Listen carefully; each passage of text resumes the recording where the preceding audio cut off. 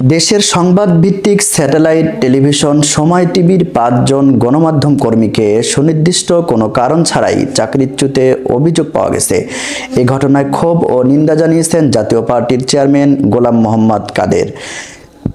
বৃহস্পতিবার এক বিবৃতিতে এর নিন্দা জানান তিনি। এ সময় সব চাকরিচ্যুত সংবাদকর্মীদের চাকরিতে পুনর্বহালের দাবিও জানান তিনি। একই সঙ্গে দেশের সব গণমাধ্যম কর্মীর পেশাগত নিরাপত্তা নিশ্চিত করতে সংশ্লিষ্ট সবার প্রতি আহ্বান রাখেন জিএম কাদের।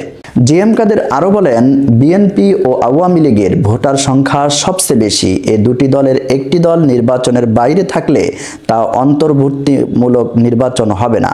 সেই নির্বাচনে জনগণের মতামতের সঠিক প্রতিফলন আসবে না। এই বাস্তবতা মেনে নিয়ে আমাদের নির্বাচনে আসতে হবে। কাউকে বাদ দিয়ে সহজে জয়লাভ করা নির্বাচন জনগণের কাছে গ্রহণযোগ্য হয় না।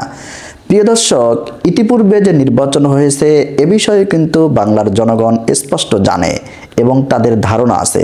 কাজেই জিএম কাদের তুমি কোন দলের এবং কোন ইঙ্গিতে কথা বলো এটা কিন্তু সবার মাঝে স্পষ্ট জানা।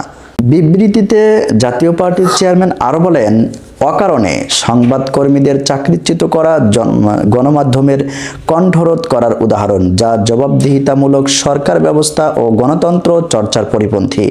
এমন অমানবিক সিদ্ধান্ত মেনে নেওয়া যায় না।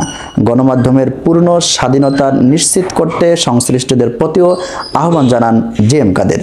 প্রিয় দর্শক, এই জিএম কাদের আপনারা জানেন জুলাইয়ের গণ অভ্যুত্থান থেকে শুরু করে এ পর্যন্ত এই যে দেশের একটা নাজুক পরিস্থিতি, এই পরিস্থিতিতেও জিএম কাদের এবং তাদের পার্টির কি ভূমিকা ছিল এটা কিন্তু বাংলার সব জনগণই জানে যে এই জিএম কাদের এবং জাতীয় পার্টি আওয়ামী লীগের দোসর হয়ে কিন্তু দীর্ঘদিন ক্ষমতায় টিকেছিল এবং আওয়ামী লীগের একটি লাঠি ছিল ধরতে গেলে।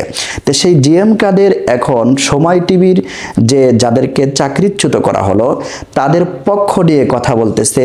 এ বিষয়ে কিন্তু স্পষ্ট বোঝা যাচ্ছে যে জিএম কাদের তাদের প্রতি একটা ভালোবাসা দেখাচ্ছে। কেন যে এই যে বিগত 16 বছর যে যারা ক্ষমতায় ছিল, এই ক্ষমতায় থাকাকালীন সময় টিভি যত নিউজ এবং যত কন্টেন্ট আপডেট করেছে, যত নিউজ করেছে, সব নিউজ ছিল আওয়ামীপন্থী এবং পার্টিপন্থী। এ কারণেই জিএম কাদের একটু টান লাগবেই। কাজেই জিএম কাদের একটু তাদের প্রতি ভালোবাসা দেখাবেই। তবে শেষ কথা হলো যে জিএম কাদের যত রূপ নিয়েই যত মিষ্টি মিষ্টি কথাই বলুক না কেন, এদেশের জনগণ, এদেশের মানুষ তাদেরকে কখনো গ্রহণ করবে না।